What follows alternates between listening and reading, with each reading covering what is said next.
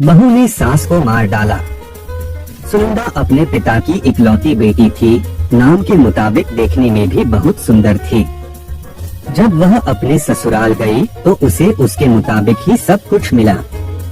किंतु आजकल की लड़कियों को अधिक टोकना, समझाना, अपने मन के मुताबिक चलाना सासू माँ को अब कहाँ रह गया है।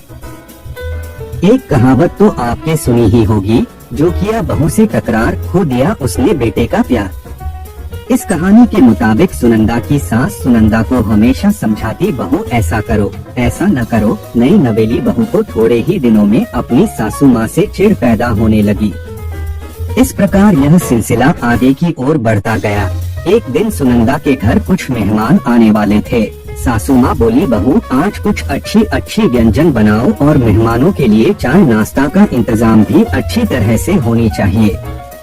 बस अब क्या था, इतना सुनते ही सुनंदा गुस्से से लाल हो गई। उसने जल भून कर उस दिन तो काम किया, लेकिन उस दिन के बाद सुनंदा ने चाल चलना शुरू किया। सास जैसा कहती वह ठीक उसके विपरीत करती थी। सास ने भी पुरानी कहावत के मुताबिक बहू को उसके माता पिता को गाली देना, उसे कोसना और बड़बड़ाना शुरू कर दिया। दोनों सास बहू में आनाकानी हमेशा चलता रहता था। एक दिन सुनंदा अपने पिता के घर रोती पिटती पहुंच गई। वह अपने पिता से बोली, पिताजी आप तो डॉक्टर हो, मुझे कुछ ऐसी दवा दीजिए जिसे खिलाकर वह बुढ़िया गूंगी हो जाए, क्योंकि वह मुझे गंदी गंदी गलियां देती हैं।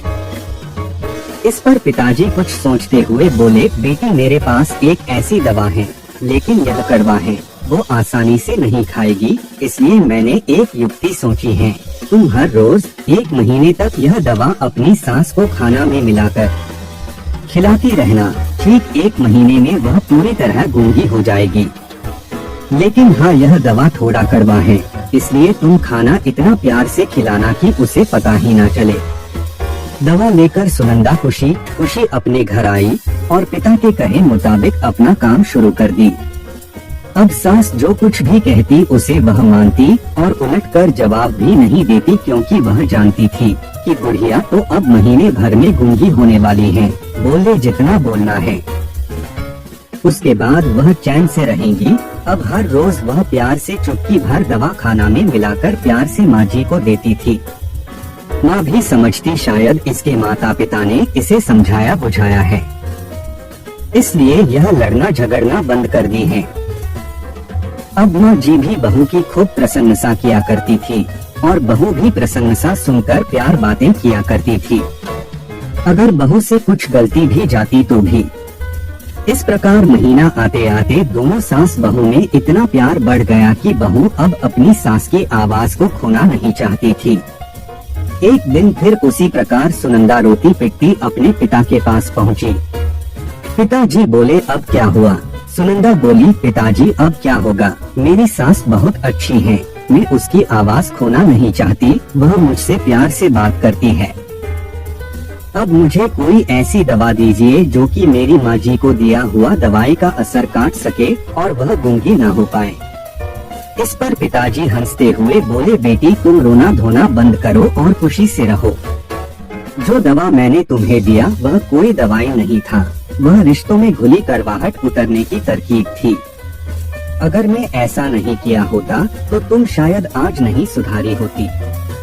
बेटी इसी प्रकार यदि तुम अपनी सास के साथ अच्छे से रहोगी तो वह भी तुम्हें अपनी बेटी के समान प्यार करेगी। अब सुनंदा को सारी बातें समझ में आ गई थी। उसे अपनी गलती का एहसास भी हो गया था। वह वापस अपने ससुराल चली आई। इसके बाद दोनों सास बहू प्यार से रहने लगी। उनके बीच स्नेह और अपनापन का भाव आ गया और घर खुशियों से भर गया। आशा है कि ये कहानी आपके दिल को छू गई होगी। यह एक सच्चाई है, अगर बहू अपनी सास का प्यार पाना चाहती है तो उसे भी अपनी सास को स्नेह देना होगा। जिस घर में सास बहू में स्नेह होता है वहाँ हमेशा खुशियाँ आती हैं। अंत में बस इतना ही, इस कहानी को एक शेयर जरूर करिए, बस समझने की देर है। इस कहानी से कितने ही लोगों की जिंदगी में खुशियाँ आ सकती हैं।